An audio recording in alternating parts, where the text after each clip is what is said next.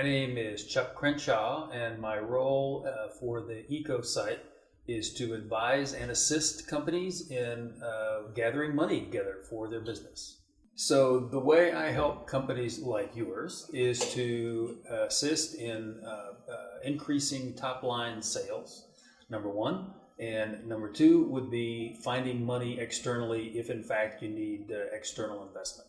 I've been asked multiple times, what's the one thing about sales that everybody should know? And I think it is that what's really key is not so much how much you sell, although obviously that's important, but what you do to get there. And what I mean by that is that the key thing is the sales activities, the consistency of calling on customers and having good, honest, open communication with them about what you can do to solve their problems. Doing that consistently over and over on a daily basis is really what's key about sales. In terms of things that typically happen that don't work for people in sales, one is not having a plan.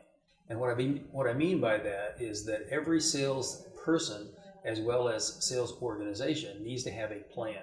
Plan consisting of where I want to be relative to how much I'm selling in dollar terms, and then what I'm going to do to get there, that is sales activities. In order to know what sales activities to do, you have to figure out what your sales process is.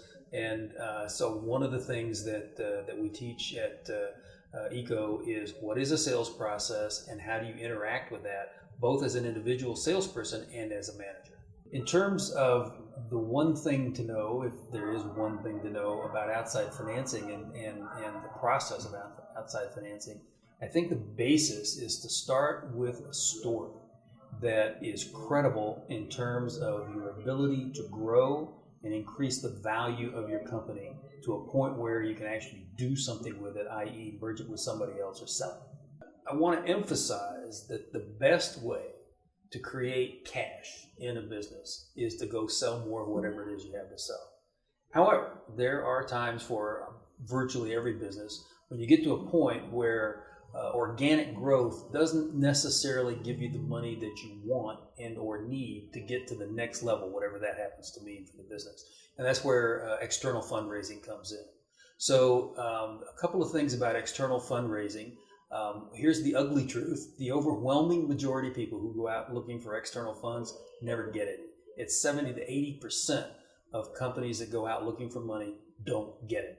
And there are a number of reasons for that. The first one is that they have a business that doesn't have the ability to grow to an extent that will make an investor believe that they can get a really good return on whatever money they put into it.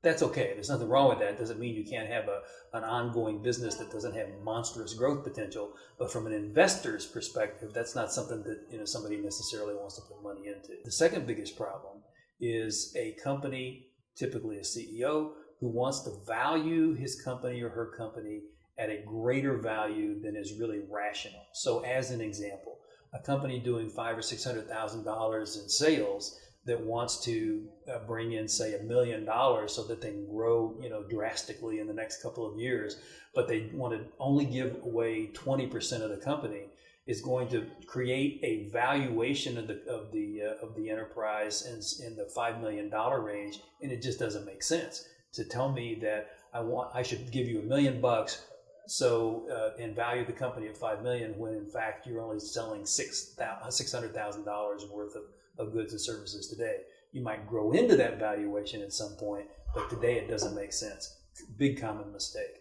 The other two factors are something that you can solve. One is access to investors, and there are a number of ways that we can find people for you to talk to expose you to, but access to investors is a very big deal. You've got to have enough people to sift through, just like any other sales process, in order to find the people who will actually invest. Another way to put it is you got to kiss a lot of frogs before you find the prince.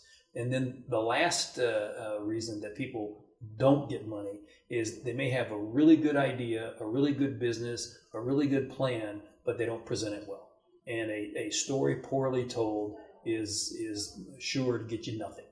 If you have a sense that I can be of assistance to you, there are articles in the reference library on the Eco site as well as my weekly blogs on both outside financing and sales, which are in the Power Team pages.